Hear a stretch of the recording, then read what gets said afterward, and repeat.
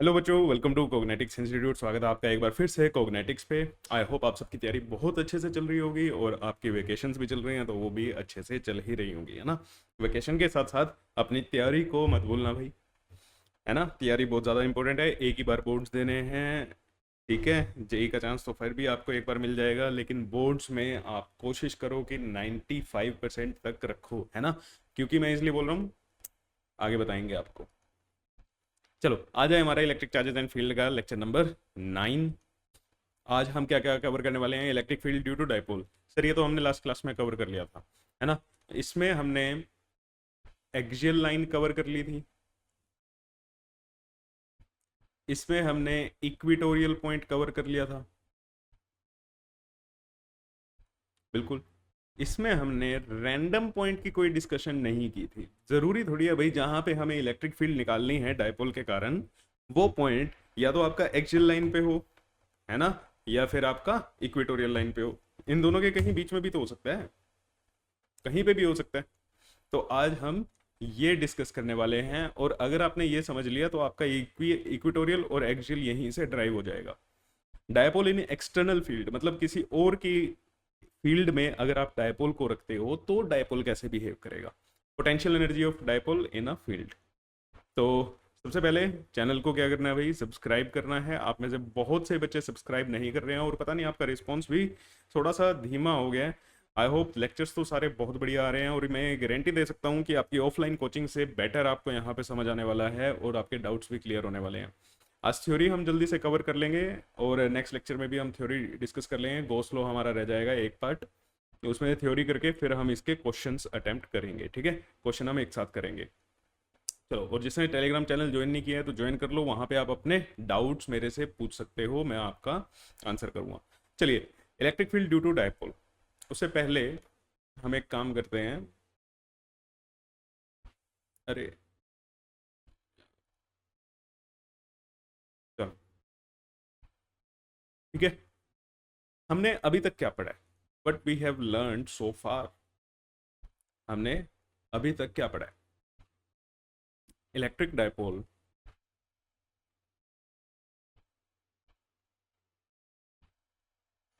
के कारण हमने इलेक्ट्रिक फील्ड निकाली है। इलेक्ट्रिक फील्ड हमने एक्सियल लाइन पे निकाली, और इलेक्ट्रिक फील्ड हमने इक्वेटोरियल पे निकाली, है ना। एक्सियल पे निकाली और इक्वेटोरियल पे निकाली। एक्सियल पे कितनी आती थी? 2 kp/r³ और इक्वेटोरियल पे कितनी आती थी? kp/r³। p यहाँ पे क्या है? Dipole moment. p यहाँ पर क्या है बेटा? Dipole moment. ये अभी तक हमें पता है, और इन दोनों के बीच में रिलेशन भी पता है कि E axial is equal to twice of E equatorial, ठीक है। इतनी चीजें हमें बिल्कुल शानदार तरीके से क्लियर है। अब हम बात करते हैं यार कि सपोज करो अगर कोई डायपोल पड़ा हुआ है ना, कोई आपने डायपोल है,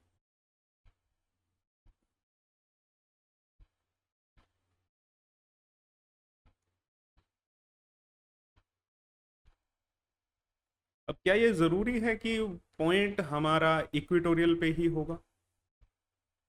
है भाई?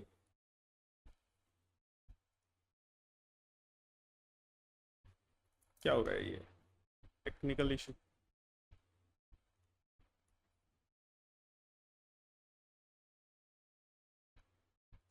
मैं कुछ नहीं कर पा रहा हूँ। हाँ, अब चला भाई।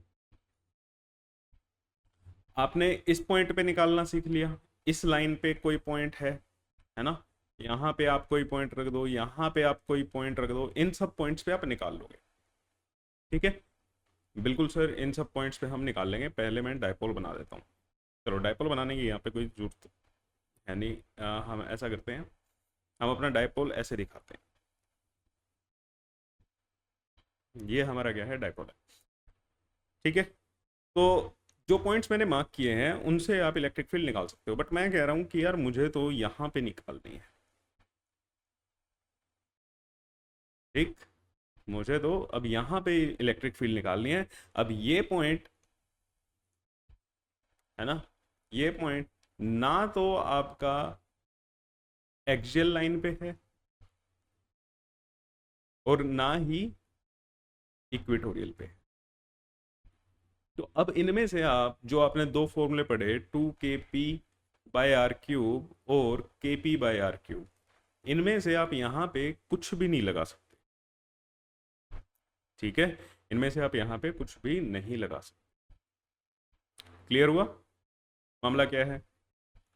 चलो अब सर फिर कैसे निकालेंगे देखते हैं।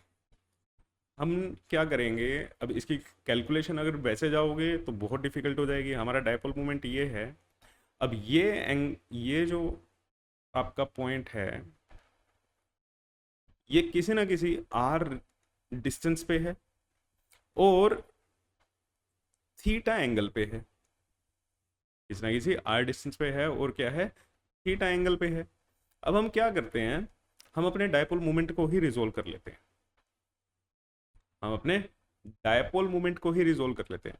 डायपोल मोमेंट ऐसे था, हमने क्या करा, एक ये कंपोनेंट और एक ये कंपोनेंट, इसमें क्या कर लिया, डायपोल मोमेंट को रिजोल्व कर दिया। और अच्छे से देखो, कलर चेंज कर देता हूं, ये जो ऑरेंज वाला जो हमने इनिशियली डायपोल मोमेंट बनाया था, इस डायपोल मोमेंट को हम क्या कर देंगे, रिजोल्व कर देंगे। एक कंपोनेंट मेरा यहां आ जाएगा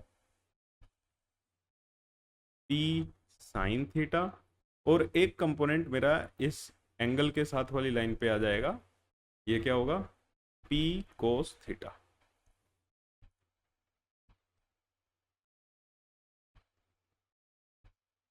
p साइन थीटा और p कोस थीटा। अरेंजमेंट समझ आई? अरेंजमेंट समझ आया? अब और अच्छे से देखो इसको, हम फालतू की चीज़ें यहाँ से हटा देते हैं। अब मैंने जब इसको रिजोल्व कर लिया तो मैं ये ऑरेंज वाला पार्ट हटा दूँ? हाँ जी सर, ठीक है, ऑरेंज वाला पार्ट हमने यहाँ से रिमूव कर दिया और ये मान लेते हैं हमारा पॉइंट था जहाँ पे हमें इलेक्ट्रिक फील्ड निकालनी है। ये हमारा आर डिस्टेंस। अब ध्यान से अगर देखें तो ये पॉइंट, इसको नाम दे देते हैं ए पॉइंट। जो ए है, A is at a axial line for P cos theta. P cos theta के लिए तो ये क्या है बेटा, एक्सियल लाइन पे है। और A is at equatorial line, equatorial line for P sine theta. देखो, ठीक है, ध्यान से देखो, जो ये है पी साइन थीटा जो है, पी साइन थीटा के लिए, पी साइन थीटा को देखना आप, सिर्फ और सिर्फ पी साइन थीटा पे आपका क्या रहना चाहिए, फोकस रहना चाहिए। उसकी डायरेक्शन देखो किधर है, उसकी डायरेक्शन देखो किधर है, और इसके परपेंडिकुलर वाली लाइन पे क्या लाई कर रहा है, हमारा ए पॉइंट लाई कर रहा है ना। और जबकि पी कोस थीटा है, उसकी तो सीधी वाली लाइन पे ये लाई कर रहा है, मीन्स एक्सियल लाइन पे। तो पी कोस थीटा के लिए ये एक्सियल लाइन पे हो गया, पी साइन थीटा के लिए ये कहाँ हो गया, इक्वेटोरियल लाइन पे। ठीक, क्लियर है भाई? चलो, टेक्नोलॉजी भी ना, ये क्या हो रहा है। चलो भैया आज देखते हैं, ऐसे ही पढ़ना पड़ेगा, ये तो दिक्कत आएगी। चलो जी, अब क्या करना है, अब क्या करना है, रिजोल्व करें, कैलकुलेशन करें यहाँ से। अब तो फॉर्मूले लगा सकते हैं, क्योंकि हमें देखो जिन चीज़ों के बारे में हमें पता है, हम उन्हीं चीज़ों का ही इस्तेमाल कर सकते हैं ना बेटा। हम क्या कर सकते हैं, उन्हीं चीज़ों का इस्तेमाल कर सकते हैं। ठीक है, अब यहाँ पे मेरे पास एक इलेक्ट्रिक फील्ड इधर होगी जो पी कोस थीटा के कारण होगी, और एक इलेक्ट्रिक फील्ड इधर होगी जो पी साइन थीटा के कारण होगी। ये क्या होता था, 2 kp/r³। अब यहाँ पे p नहीं है, p कोस थीटा है, तो p कोस थीटा/r³। और ये होता था k p by are cube. अब पी नहीं है, पी साइन थीटा है, तो यहाँ पे भी क्या आ जाएगा, साइन थीटा। अब इन दोनों का रिजल्टेंट कहाँ जाएगा,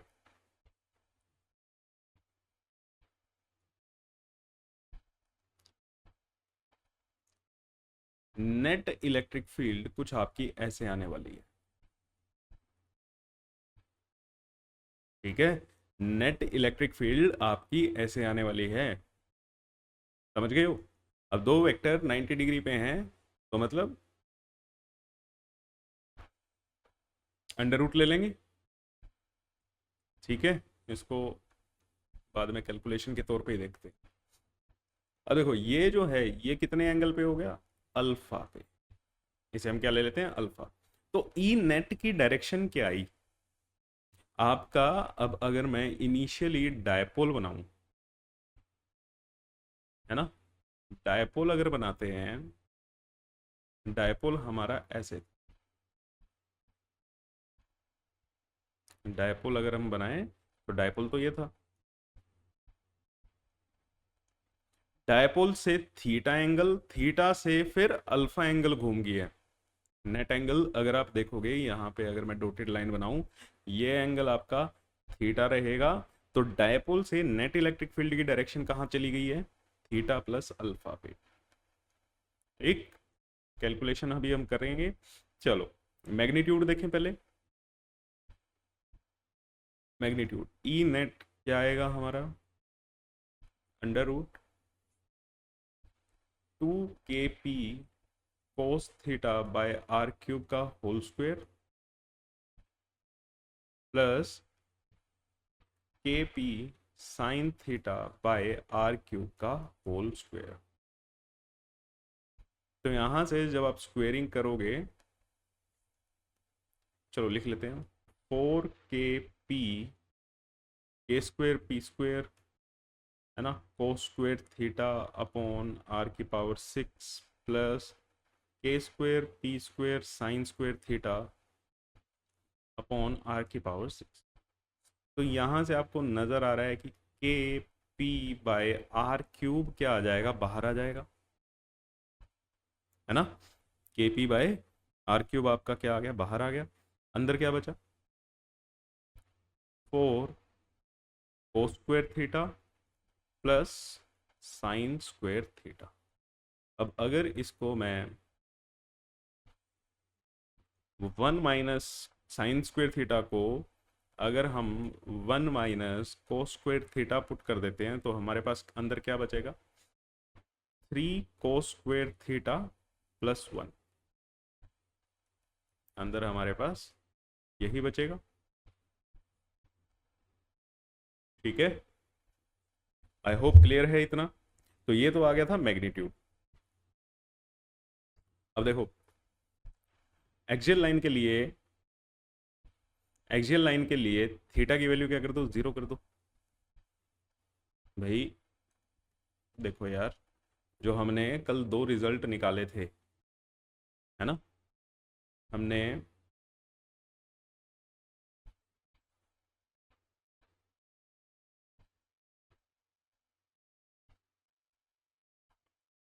उड़ा दो, उड़ा देते हैं, भी हम उड़ा देते हैं। हमारा फाइनल रिजल्ट ये रहा, ठीक है। हमारा फाइनल रिजल्ट हमारे पास ये तैयार है। अब यहीं से मैं क्या कह रहा था आपके पास, आप ये फॉर्मूला याद रख लो, आपको इक्वेटोरियल और वो सब हो जाएंगे। जैसे फॉर इक्वेटोरियल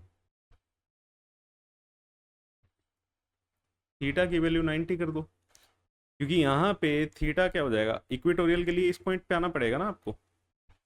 तो थीटा को कितना घुमाओगे, 90 डिग्री घुमाओगे। 90 डिग्री जैसे ही इसमें पुट करोगे,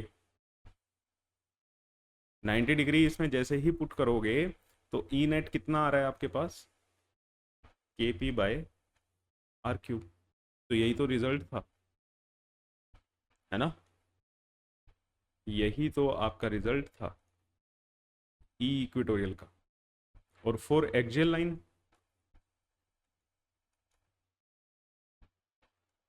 एक्सियल लाइन के लिए आपको इधर देखनी थी, डायपोल के कारण। तो थीटा की वैल्यू क्या करनी पड़ेगी, 0 करनी पड़ेगी। थीटा जैसे ही 0 करोगे 3 + 1 4, 4 का स्क्वायर रूट करोगे क्या आ जाएगा बाहर, 2 आ जाएगा। तो ई एक्सियल अगेन कितना आ गया, 2 kp/r³। तो अगर आपको रैंडम रिजल्ट याद है और प्रोसेस याद है तो आपके लिए कुछ भी रट्टा मारने वाली बात नहीं है यार, सब कुछ इजीली हो जाएगा। ठीक है, आई होप चीजें क्लियर हैं। अब अगर हम डायरेक्शन का देखें,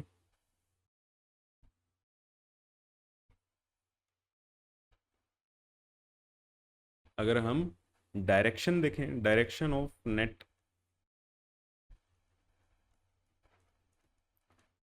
डायरेक्शन ऑफ ई नेट क्या रहेगी, theta plus alpha. Direction of E net क्या रहेगी बेटा, थीटा प्लस अल्फा। और यहां से टेन अल्फा निकाला जा सकता है, परपेंडिकुलर अपॉन बेस, तो मतलब के P sine theta bye r³ upon 2 kp cos theta bye r³। तो यहाँ से हमारे पास क्या बचा, 1/2 टेन थीटा। ठीक है, तो अल्फा क्या आया, टेन इनवर्स 1/2 टेन थीटा। ये वाली वैल्यू आप इसमें पुट करो।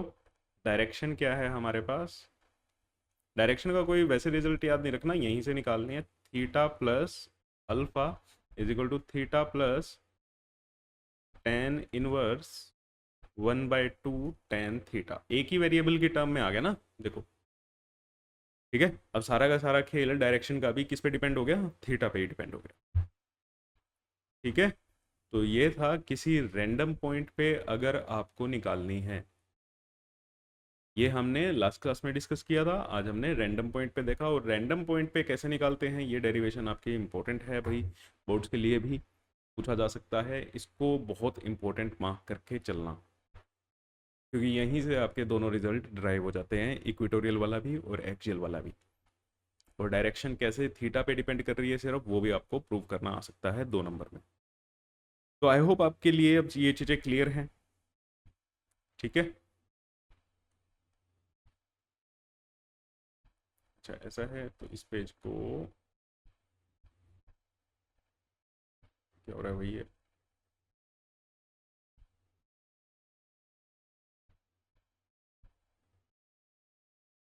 यहाँ ले आते हैं।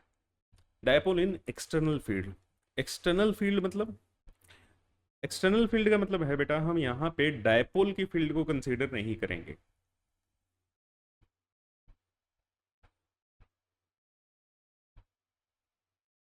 We will not,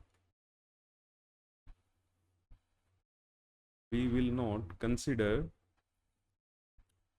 electric field due to dipole. Dipole की अपनी खुद की फील्ड को हम नेग्लेक्ट करके चलेंगे। ठीक है, क्लियर है, चलो बहुत बढ़िया। तो फिर बनाएं, बिल्कुल सर, किसका इंतजार है।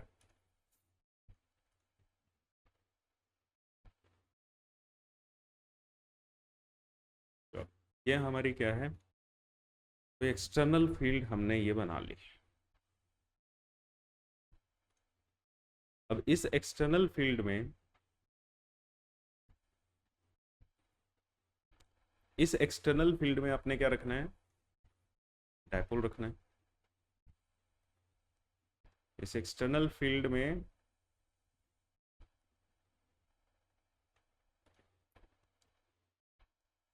आपने डायपोल को प्लेस करना है। मान लेते हैं हमने इसको ऐसे, हमने क्या बना लिया, एक डायपोल बना लिया। अब इतना तामझाम क्यों कर रहा हूं मैं, आपको अच्छे से बस समझ आ जाए। ये हमारा क्या हो गया, डायपोल हो गया। ठीक है, एक पे नेगेटिव और एक हमारा क्या है, ये पॉजिटिव। अगर डायपोल ऐसे है, डायपोल मोमेंट की डायरेक्शन क्या होगी, डायपोल मोमेंट की डायरेक्शन क्या होगी, ऐसे है ना, ये आपकी क्या होगी डायपोल मोमेंट की डायरेक्शन आ। ठीक है सर। अब आपको पता है कि अगर कोई चार्ज है तो ये भी चार्ज ही, ये माइनस क्यू है, ये प्लस क्यू है। अब अगर कोई चार्ज एक्सटर्नल फील्ड में पड़ा है तो उसके ऊपर एक फोर्स लगेगा। हाँ जी सर, पॉजिटिव चार्ज है तो इलेक्ट्रिक फील्ड की डायरेक्शन में एक फोर्स लगेगा, क्यू इंटू ई। नेगेटिव चार्ज पे ऑपोजिट डायरेक्शन में एक फोर्स लगेगा, क्यू इंटू ई। बिल्कुल सही बात है, इतनी चीजें हमें क्लियर है। अब यहां पे, अब डायपोल तो हमारा पूरा का पूरा सिस्टम है ना। अगर मैं एफ नेट कैलकुलेट करूं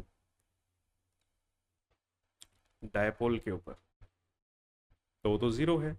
क्यू ई पॉजिटिव में लग रहा है और उतना ही क्यू ई नेगेटिव में लग रहा है, तो एफ नेट तो यहाँ पे जीरो है। अगर फोर्स जीरो है तो there will be no translational motion,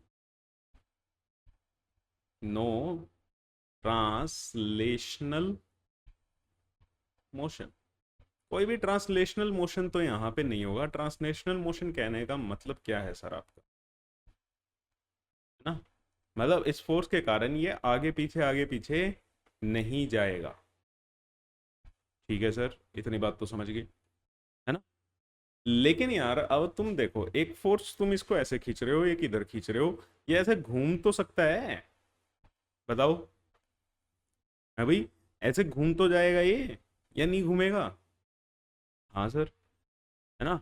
आप इसको आगे पीछे से खींच रहे हो बराबर फोर्स से, तो ना तो ये इधर जाएगा ना ये इधर जाएगा, चलेगा तो नहीं, ऐसे ऐसे तो नहीं चलेगा। इसे हम क्या कह रहे हैं? Translational motion.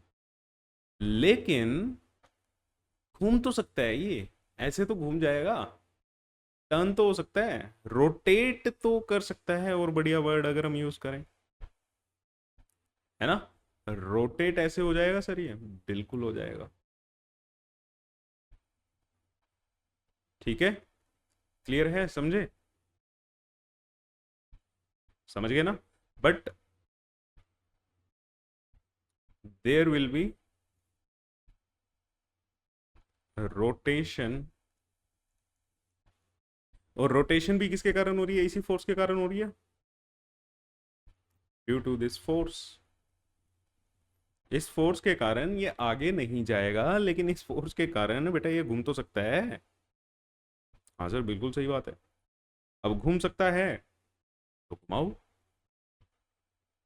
ठीक, घूम सकता है तो घुमाएंगे, मान लेते हैं। अरे हो जा भाई।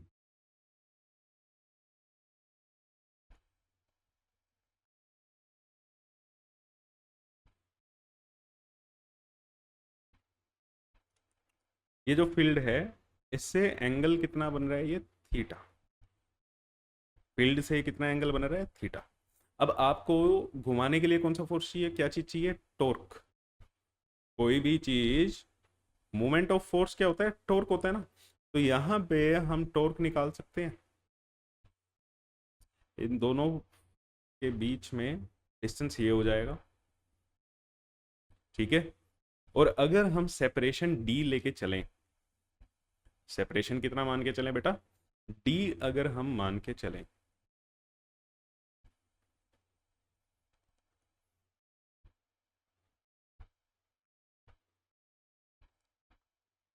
तो ये लाइन, ये हमारा क्या आ जाएगा? डी साइन थीटा, और ये क्या आ जाएगा? D cos theta.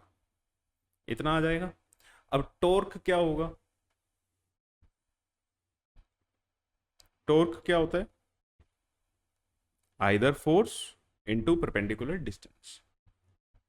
तीन मेथड थे निकालने के, आप कोई भी लगाओ, लेकिन हम कौन सा लगा रहे हैं? आइदर फोर्स इनटू में परपेंडिकुलर डिस्टेंस। और ये परपेंडिकुलर डिस्टेंस किसके बीच में होता है? Between forces, between them. Them यहाँ पे किसको रिप्रेजेंट कर रहा है? ये फोर्स को। ठीक है, क्लियर? तो कोई भी फोर्स उठा लो, दोनों फोर्स का मैग्नीट्यूड तो सेम ही है। अभी हम मैग्नीट्यूड की बात कर रहे हैं, Q into E. Perpendicular distance in दोनों के बीच में कितना हो गया? ये है एक फोर्स इधर, लाइन ऑफ फोर्स देखो इधर, इधर इन दोनों के बीच में डिस्टेंस डी साइन थीटा,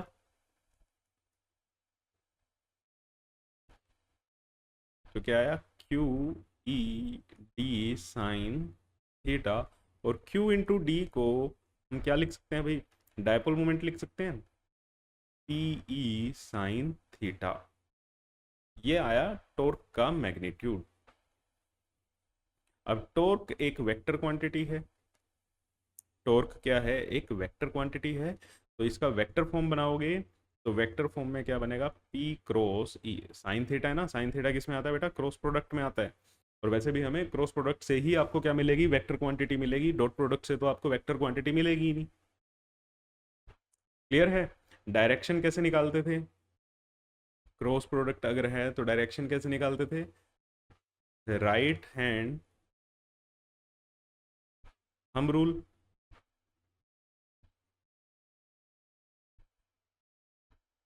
ठीक है, राइट हैंड थंब रूल से आप क्या निकाल सकते हो, इसकी डायरेक्शन निकाल सकते हो। अदरवाइज आप क्या कर सकते हो कि क्लॉकवाइज और एंटी क्लॉकवाइज को मार्क कर लो अपने हिसाब से, जैसे clockwise negative, anti clockwise positive, ऐसे मार्क कर लिया। अब ये किधर घूमेगा, क्लॉकवाइज डायरेक्शन में घूमेगा, तो इसका टॉर्क नेगेटिव ले लो, इसका टॉर्क क्या ले लो, नेगेटिव ले लो, ठीक है। अब ये तो फॉर्मूला हम जब लगाएंगे जब हमें डायरेक्शन के बारे में पता है, ओ सॉरी एंगल के बारे में पता है, ठीक है। फिर से बेसिक चीज़ें रिवाइज करा रहा हूँ, torque is equal to P cross E, P cross E है, ई क्रॉस पी नहीं है, डायरेक्शन उल्टी आ जाएगी, पता है ना। हाँ, अगर थीटा नोन है, थीटा अगर तुम्हें पता है तो तुम डायरेक्टली लगा सकते हो पी ई साइन थीटा, है ना। और अगर तुम्हें, अब यहां से देखो, चलो यहां पे लिख भी देते हैं, अगर थीटा की वैल्यू जीरो हुई तो क्या हो जाएगा, जीरो। थीटा की वैल्यू जीरो होने का मतलब क्या है, थीटा की वैल्यू जीरो होने का मतलब क्या है, dipole is aligned in the direction of electric field, ठीक है। समझो इस चीज को, हम्म,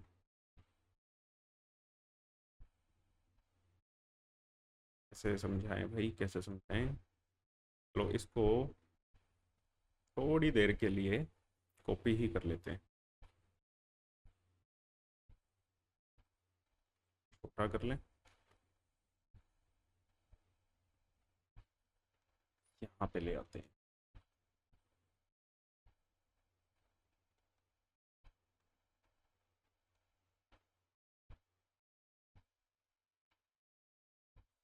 चलो इतना बहुत है, और तो हटाते हैं,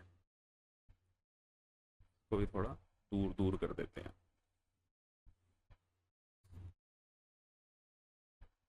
विजुअलाइज तो होना चाहिए ना। अब देखो थीटा जीरो करना है, तो थीटा क्या करना है, हमें जीरो करना है। जीरो अब देखना, मैंने मार्किंग हटा दी है क्योंकि बीच वाली लाइन हमने हटा दी, थीटा उसी के साथ बना हुआ था, लेकिन फिर भी हम करके दिखाते हैं। जीरो का मतलब तो ऐसे होगा बेटा, है ना, इलेक्ट्रिक डायपोल और एक्सटर्नल फील्ड के बीच में कोई भी एंगल नहीं होगा। अब यहाँ पे जो थीटा मार्क है उसको मत देखना, डायपोल देखो, डायपोल मूवमेंट की डायरेक्शन देखो, ऐसे ही होगा। हाँ, तो टॉर्क तब उस पर टॉर्क नहीं लगेगा, और कोई भी डायपोल है, ठीक है, कोई भी डायपोल है ना बेटा, वो अपने आप को इलेक्ट्रिक फील्ड की डायरेक्शन में ही अलाइन करना चाहता है। कोई भी डायपोल है वो अपने आप को कैसे अलाइन करना चाहता है, इलेक्ट्रिक फील्ड की डायरेक्शन में ही अलाइन करना चाहता है। अगर थीटा 90 डिग्री हुआ, थीटा 90 डिग्री हुआ तो कितना लगेगा भैया, टॉर्क की वैल्यू आ जाएगी पीई, मैक्सिमम टॉर्क लग रहा होगा। 90 का मतलब अगर डायपोल आपका पेंडिकुलर ऐसे रखा हुआ है, कोई और भी आ गया भाई, फील्ड में बिल्कुल ऐसे रखा हुआ, सीधा रख दिया आपने, तो टॉर्क का लगेगा इस पे, मैक्सिमम टॉर्क लगेगा जिसकी वैल्यू कितनी होगी, पी ई, की वैल्यू कितनी होगी, पीई। ठीक है, 180 डिग्री रख दोगे,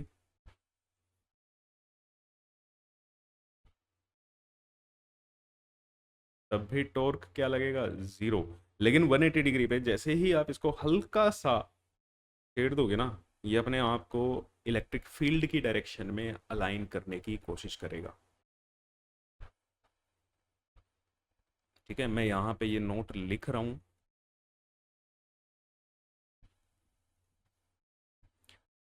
अ dipole always tries always tries to align itself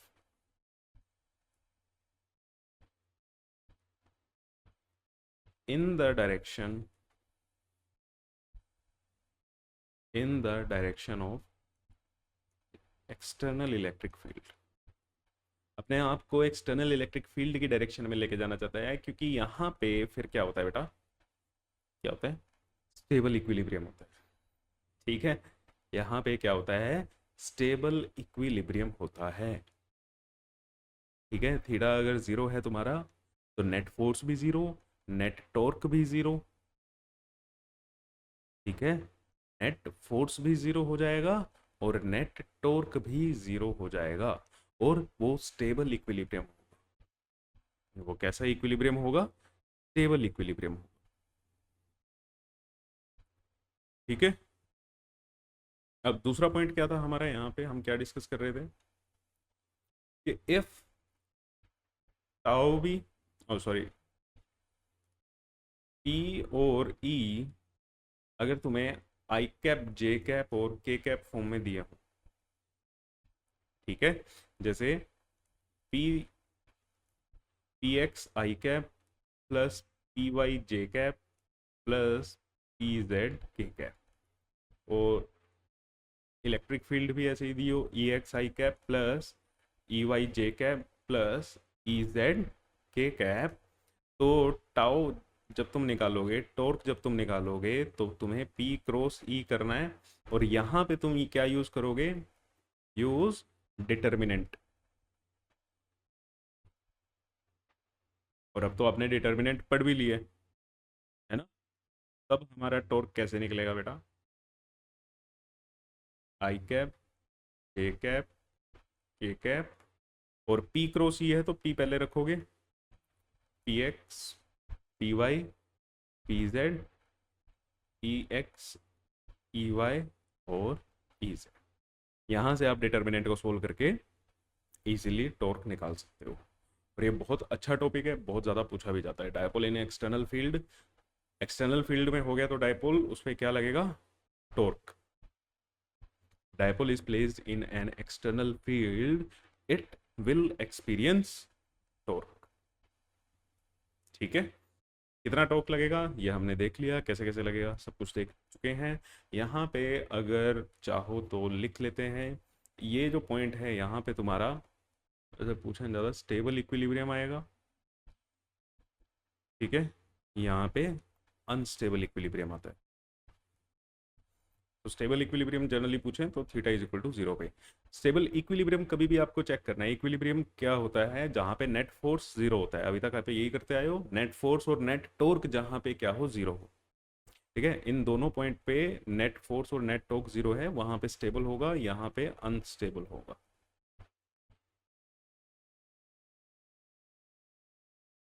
clear, बहुत बढ़िया।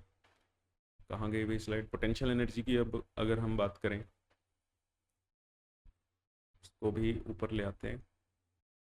अगर आ जाए तो ये आ जाएगा, नहीं आ रहा, पहली बार में आता ही नहीं है। देखा, चलो, potential energy of dipole in a field. अब पोटेंशियल एनर्जी निकालने के लिए पहले हम क्या निकालते हैं, पहले हम निकालेंगे, एक चीज करते हैं, इसको ले आते हैं, वर्क डन। पोटेंशियल एनर्जी के लिए हम क्या निकालते हैं, वर्क डन निकालते हैं। थोड़ा सा साफ सफाई करने की यहाँ पे ज़रूरत पड़ेगी, ये सब चीज़ें हटा देते हैं भाई।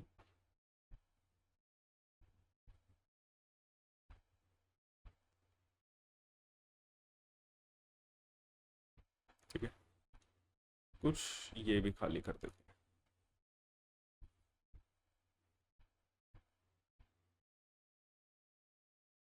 क्लियर। अब जैसे हमारा ये है,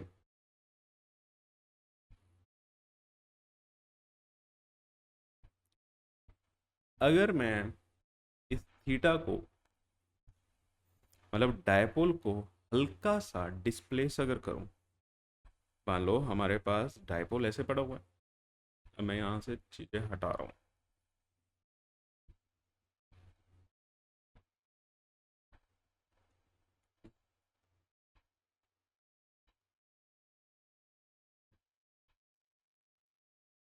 गड़बड़ी गड़बड़ है।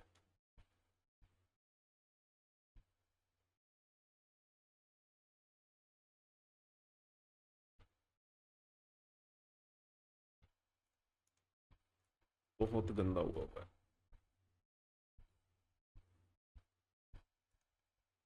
चलो, अब हमारा डायपोल ऐसे था। अब ठीक है, हमारा डायपोल मान लो ऐसे था थीटा 1 पे।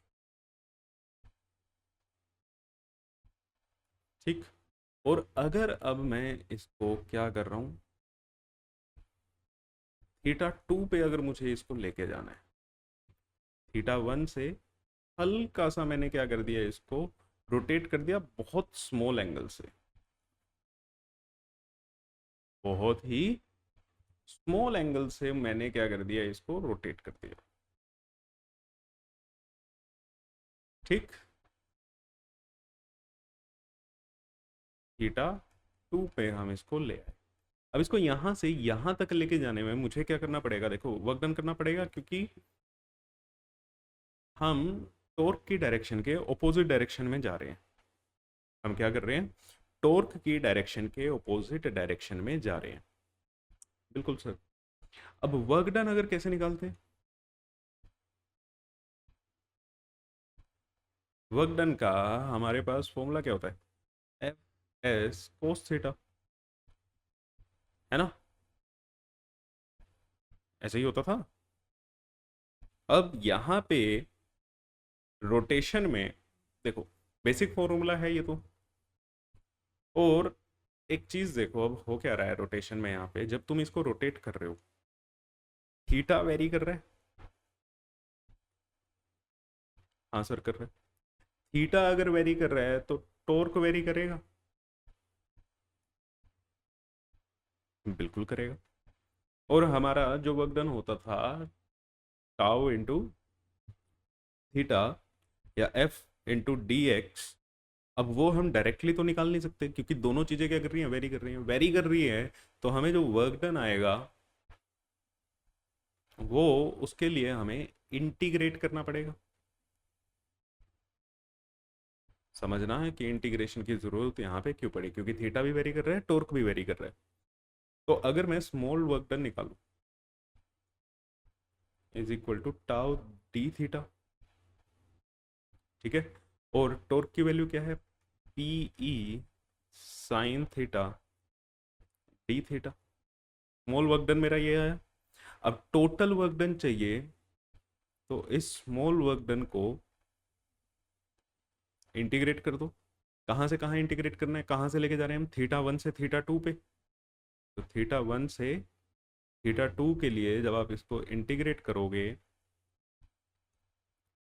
पी ई साइन थीटा, क्या यहाँ पे इलेक्ट्रिक फील्ड चेंज हो रही है, नहीं हो रही। क्या यहाँ पे डायपोल मोमेंट चेंज हो रहा है, नहीं हो रहा। तो ये दोनों तो क्या आ जाएंगे, बाहर आ जाएंगे इंटीग्रेशन से। एंगल चेंज हो रहा है, एंगल वेरी कर रहा है, थीटा 1 से theta 2 sign theta d theta. और इसका इंटीग्रेशन क्या आ जाएगा, माइनस साइन अगर बाहर रखें तो कोस थीटा, थीटा 1 से थीटा। ठीक है, क्लियर है। तो अब इसको आप क्या लिख सकते हो, और ये तुमने वर्क डन किया है, this is external work done, minus P E cos theta 2 minus cos theta 1। या फिर नेगेटिव साइन को अंदर लेके जाओगे तो P E cos theta 1 minus cos theta 2। ठीक है। अब सर पोटेंशियल एनर्जी कैसे निकालें, है ना, पोटेंशियल एनर्जी कैसे निकालें। अब क्लास 11th में हमें क्या पता है कि work done due to conservative forces या work done due to external forces is negative of work done due to conservative forces. Clear है, अरे भैया क्लियर है या नहीं। क्लास 11th में कुछ हल्का हल्का सा अगर याद आ जाए, work done due to conservative क्या होता है, minus delta U is equal to minus of U final minus U initial, और work done due to external force is equal to negative of work done due to conservative, work done due to conservative. तो ये क्या आ जाएगा, U final minus U initial. तो अगर यही चीज अब मैं यहाँ पे करूँ, work done due to external कितना है हमारे पास, minus P E cos theta 2 minus cos theta 1 is equal to U final minus U initial, है ना, U final minus U initial. और अगर मैं आपको और अच्छे से दिखाऊं, पी ई को मैं अंदर ले गया, cos theta 2 minus P E cos theta 1, minus sine मैंने बाहर ही रखा है अभी, U final minus U initial. यहां से जब आप कंपेयर करोगे तो ऐसा नहीं आ रहा, है ना, ये आपकी यू फाइनल, ये आपकी यू इनिशियल। तो पोटेंशियल एनर्जी यू मैं क्या लिख सकता हूं भाई, ठीक है, पोटेंशियल एनर्जी को हम रिप्रेजेंट कर रहे हैं यू से, जनरल फॉर्म में क्या लिख सकता हूं, minus of P dot E cos theta dot product में आ जाएगा हमारा। बताओ क्या ये बात सही है, ऑन कंपैरिजन।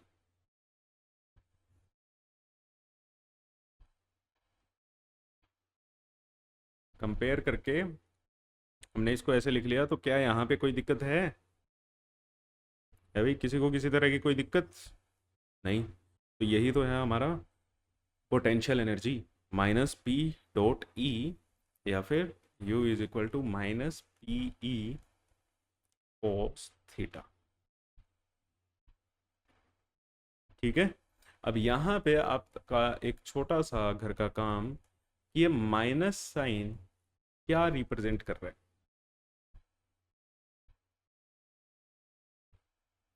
माइनस साइन क्या रिप्रेजेंट कर रहा है ये आप मेरे को बताओगे। ठीक है, क्लियर है, बहुत बढ़िया। तो ये आज का हमारा यहाँ पे टॉपिक फिनिश हुआ। अभी थोड़ा सा टाइम है, अभी तो 45 मिनट्स ही हुए हैं, हाँ 45 मिनट्स ही हुए हैं क्लास को। हम एक पढ़ के जाते हैं, एक छोटा सा टॉपिक जिसे कहते हैं एरिया वेक्टर। ठीक है, जिसे क्या कहते हैं, एरिया वेक्टर।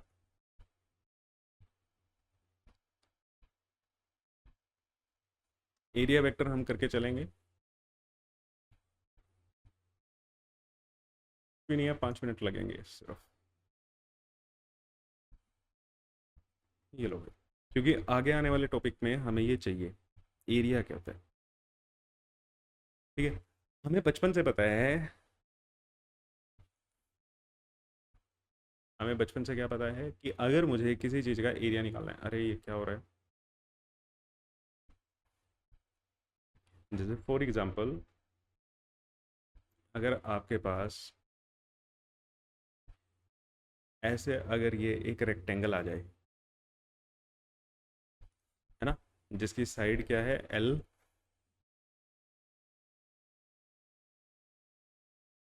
और ये बी है, तो इसका अगर मुझे एरिया लिखना है, ये क्या लिखूंगा मैं, एल इंटू बी लिखूंगा, बिल्कुल, है ना, क्या लिखेंगे, एल इंटू बी लिखेंगे। अब ऐसे ही आपके पास अगर ये क्यूब आ जाए,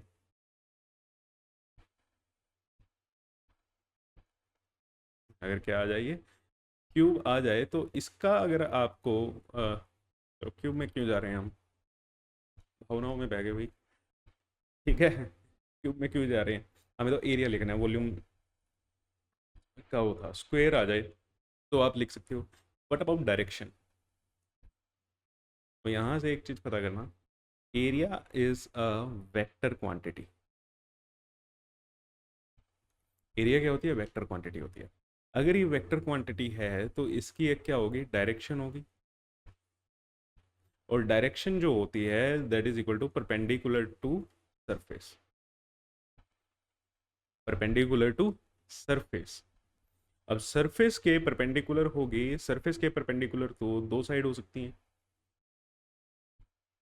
ठीक है, सरफेस के परपेंडिकुलर तो भाई काफी तरीके से हो सकती है ये।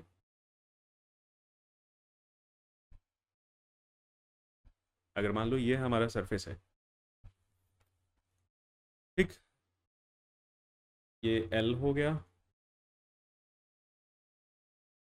और ये बी हो गया।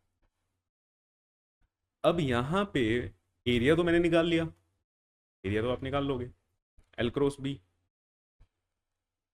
एरिया तो आप इजीली निकाल लोगे, एल क्रॉस बी, उसकी डायरेक्शन क्या होगी, सरफेस के बाहर,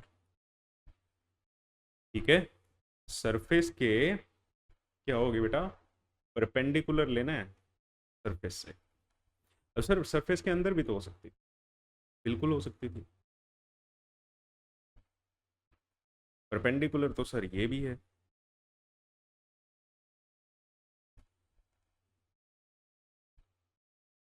ना, परपेंडिकुलर तो ये भी है।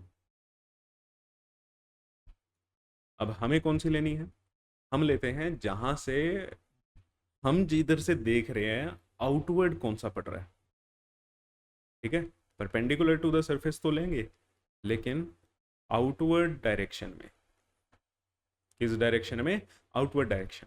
अगर मैं यहां से देख रहा हूं तो मेरे लिए ग्रीन वाला क्या हो जाएगा, आउटवर्ड डायरेक्शन हो जाएगी। अगर मैं यहां से देख रहा हूँ कोई चीज, तो ये मेरे लिए क्या हो जाएगी, आउटवर्ड डायरेक्शन हो जाएगी, मतलब बाहर की तरफ आनी चाहिए मेरे लिए, क्या आनी चाहिए, बाहर की तरफ आनी चाहिए। अब फिर एक क्वेश्चन मन में आता है कि why area is a vector quantity.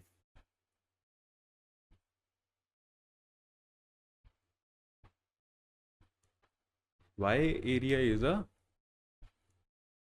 Vector quantity. अब तुमने स्कूल में तो पढ़ ही लिया है कि एरिया वेक्टर क्वांटिटी है, अब बोल देते हैं एरिया वेक्टर क्वांटिटी है क्यों, है ना, किसने कहा एरिया वेक्टर क्वांटिटी है। चलो, अब थोड़ा सा आपको क्लास 11th में जाना पड़ेगा, जो आपको जाने से बहुत बुरा लगता है, लेकिन जाना तो पड़ेगा ही।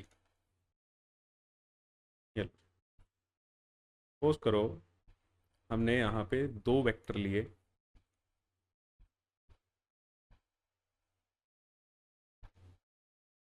ठीक है,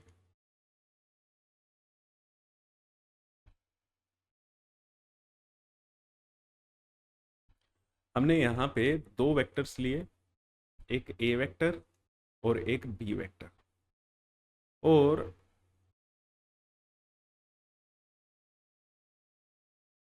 इनसे जो ये पैरेललोग्राम बना, क्या बना ये, पैरेललोग्राम बना, इसका जो एरिया होता है, इसका एरिया कैसे आएगा, cross product of A into B.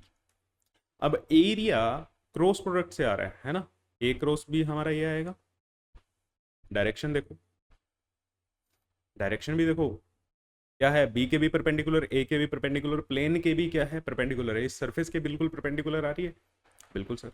अब area is result of cross product, area क्या है, क्रॉस प्रोडक्ट का रिजल्ट है, and we know result of cross product result of cross product is a vector quantity. So therefore area is a vector quantity. Area कैसी quantity हुई फिर? Vector quantity हुई. और direction क्या होती है?